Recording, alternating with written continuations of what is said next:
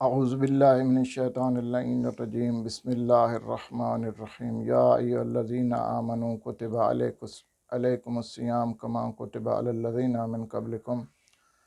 لعلکم تتقون۔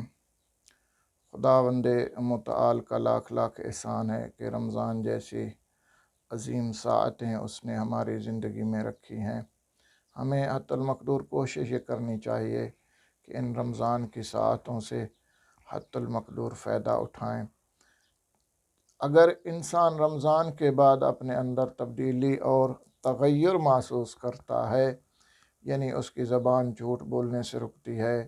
وہ کسی کی غیبت نہیں کرتا، وہ کسی کو گالی نہیں دیتا، وہ کسی سے دغا بازی نہیں کرتا، وہ کسی کے حق کو نہیں چھینتا، تو اس کا مطلب یہ ہوا کہ رمضان نے ہمیں فائدہ پہنچایا ہے، رمضان سے ہم نے کچھ نہ کچھ سیکھا ہے۔ یہ رمضان وہ مہینہ ہے کہ جس میں اللہ کی برکتیں جو ہے وہ نچھاور کی جا رہی ہیں۔ اللہ نے اپنی رحمتوں کے دروازے کھول دیے ہیں۔ اللہ کے فرشتے جو ہیں وہ ہر وقت لکھنے میں لگے ہوئے ہیں، افراد کی نیکیوں کو لکھتے جا رہے ہیں۔ یہ وہ مہینہ ہے کہ جس میں قرآن نازل ہوا ہے، اور اسی مہینے میں جو ہے تمام کتب سماوی بھی نازل ہوئی ہیں۔ یہ شہر رمضان ایسا مہینہ ہے کہ انزل فیہ القرآن ھدی للناس، جس میں قرآن کو نازل کیا گیا ہے، اور قرآن جو وہ ہے کہ جو لوگوں کی ہدایت کے لیے نازل ہوا ہے۔ اور یہ ہدایت جو ہے یہ فقط جو ہے وہ انسانوں کی ہدایت کے لیے نازل ہوا ہے، کہ جس میں انسان جتنا جتنا تدبر کرتا جائے گا، انسان اتنا اتنا جو ہے وہ اس میں کیا ہوتا جائے گا، اس میں اپنے آپ کو تبدیل کرتا جائے گا، اپنی بہتری کرتا جائے گا، اپنے آپ کو مزین کرتا جائے گا، اور اپنی اللہ کی طرف جو ہے وہ اس کی باز گشت جو ہے وہ زیادہ ہوتی جائے گی۔ ھدی للناس شہر رمضان الذی فیہ القرآن ھدی للناس۔ اب فرماتے ہیں کہ کل شیء ربیع و ربیع القرآن فی شہر رمضان، ہر ایک شے کے لیے ربیع ہے۔ ربیع سے مراد موسم ہے یہاں پہ، کہ ہر چیز کا ایک موسم ہے، جیسے گندم کی کٹائی کا موسم ہے، چاول کا ایک موسم ہے، کسی چیز کا ایک موسم ہے، اسی طرح ہر ایک شے کا موسم ہے، لیکن قرآن کا موسم جو ہے وہ رمضان ہے۔ رمضان میں انسان کو حتی المقدور کوشش یہ کرنی چاہیے کہ اپنے نفس کو سنوارے۔ روزہ جو ہے وہ فقط کھانے پینے سے رکنے کا نام نہیں ہے، بلکہ ہر اس چیز سے انسان جو ہے وہ اپنے آپ کو بچائے کہ جو انسان کی تذلیل کا سبب بنتی ہے۔ اور پھر یہ ہے کہ اس میں انسان اپنی زبان کو کنٹرول میں رکھے، انسان اپنے کانوں کو کنٹرول میں رکھے، انسان اپنے اعضاء و جوارح کو کنٹرول میں رکھے، تاکہ رمضان کے بعد وہ ایک اور انسان بن کے نکلے، تو پھر رمضان کا حتی المقدور ہم نے فائدہ اٹھایا۔ وَإِلَّا یہ فقط کلامی ہو جائے گا، یعنی انسان اگر من عن رمضان سے فائدہ نہیں اٹھا سکتا تو اس کے لیے ضلالت جو ہے وہ یعنی ابتر شمار کیا جائے گا، کہ اس نے رمضان سے من عن جتنا فائدہ اٹھانا چاہیے اس نے وہ فائدہ نہیں اٹھایا۔ اس میں انسان نفس کی تربیت کرتا ہے، تزکیہ نفس ہوتا ہے، اور اچھے انداز میں انسان جو ہے وہ اپنے آپ کو سنوار سکتا ہے۔ ھو الذی بعث فیہ، جس میں اللہ نے قرآن کو مبعوث کیا، قرآن کو بھیجا کس کی طرف؟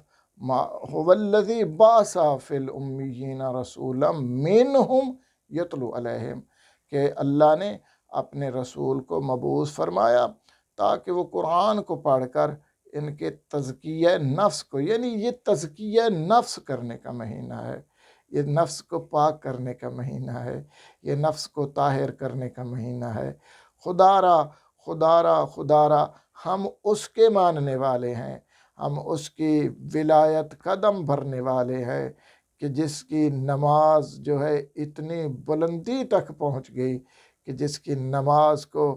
اللہ اتنا بلند لے گیا کہ وہ محراب میں کھڑے ہو کر کہتے ہوئے نظر آتے ہیں کہ اے میرے اللہ، میں علی تیری عبادت تیرے جنت کے لالچ میں بھی نہیں کرتا اور تیری جہنم کے ڈر سے بھی نہیں کرتا، بلکہ میں علی تیری عبادت کیوں کرتا ہوں؟ میں علی تیری عبادت اس لیے کرتا ہوں کہ تو لائق عبادت ہے۔ اس علی کا کلمہ پڑھنے والے ہیں، اس علی کی اللہ نے ہمیں ولایت بخشی ہے کہ جس کی اتنی عظمت ہے، اتنے مرتبے والا ہمارا امام ہے۔ ہم ان کو ماننے والے ہیں کہ اللہ کے نبی کے علاوہ ہم انبیاء کو بھی ان کے برابر نہیں سمجھتے۔ تو وہ امیر المومنین کہتے ہوئے نظر آتے ہیں کہ مجھے علی کو گرمی کے روزے پسند ہیں۔ تو علی کا ماننے والا ہو اور روزے نہ رکھے، یہ نہیں ہونا چاہیے، اور ایسا ہونا بھی نہیں چاہیے۔ روزہ ایک ایسی عبادت ہے کہ جس سے انسان کے نفس کا تزکیہ ہوتا ہے، جس سے انسان شمار ہوتا ہے، جس میں انسان غیبت سے بچتا ہے، جس سے انسان تہمتوں سے بچتا ہے، جس سے انسان گالم و گلوچ سے بچتا ہے، جس سے انسان اپنے نفس کو بدرجہ اعلیٰ اور اتم بنا سکتا ہے۔ تو کوشش کریں کہ رمضان کے جتنے باقی ایام رہتے ہیں، رمضان جتنا گزر چکا ہے، خداوند متعال وہ ہماری طرف سے قبول کرے، ہمارے اعمال قبول کرے، ہمارے روزے قبول کرے، ہماری نمازیں قبول کرے، اور کوشش کریں کہ جو باقی ایام بچتے ہیں ان میں اپنی نمازیں مکمل کریں۔ جو نمازیں رہتی ہیں وہ قضا نمازیں پڑھنے کی کوشش کریں۔ اس رمضان میں صدقہ دینے کی کوشش کریں، کیونکہ اگر تم 1 دینار یا 1 روب یا 1 روپیہ یا 1 صدقہ دیتے ہو تو وہ 10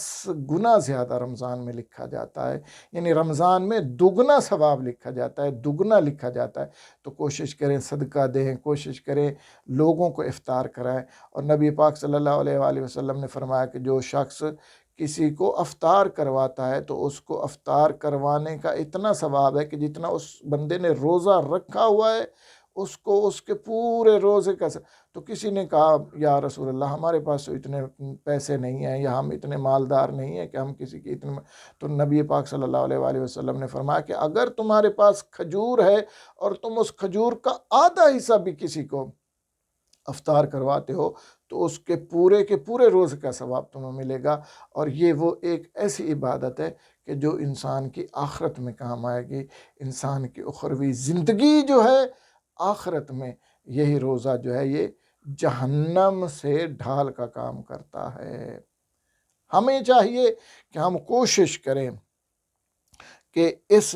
مہینے کے باقی ایام جو ہیں ان میں اپنے آپ کو سنواریں، اپنی عبادات پوری کریں، اپنے اعمال خیر کو بجا لائیں۔ کوشش کریں اپنے والدین اگر زندہ ہیں تو ان کی طول حیات کے لیے دعا کریں، اور اگر جن کے والدین اس دنیا سے چلے گئے ہیں ان کے لیے دعائے مغفرت کریں، کیونکہ یہ ایسا مہینہ ہے کہ جس میں اللہ جو ہے وہ روزہ دار کی دعا کو رد نہیں کرتا۔ تو اپنے والدین کو، اپنے عزیز و اقارب جو اس دنیا سے چلے گئے ہیں، وہ محتاج ہیں ہمارے، ان کے لیے دعا کریں۔ آپ کا بھائی ہے، آپ کی بہن ہے، آپ کا بابا ہے، آپ کی والدہ ہے، رشتہ داروں میں سے کوئی بھی ہے، تو ان کے لیے اس رمضان میں دعا کریں تاکہ اللہ رب العزت ان کے گناہوں کو بخش دے اور ان کی نیکیوں میں اضافہ فرمائے۔ اللہ رب العزت سے دعا ہے کہ خداوند متعال ہم تمام کو رمضان المبارک سے کہ جو باقی ایام بچ گئے ہیں ان سے حتی المقدور مستفید ہونے کی اور اس سے فائدہ اٹھانے کی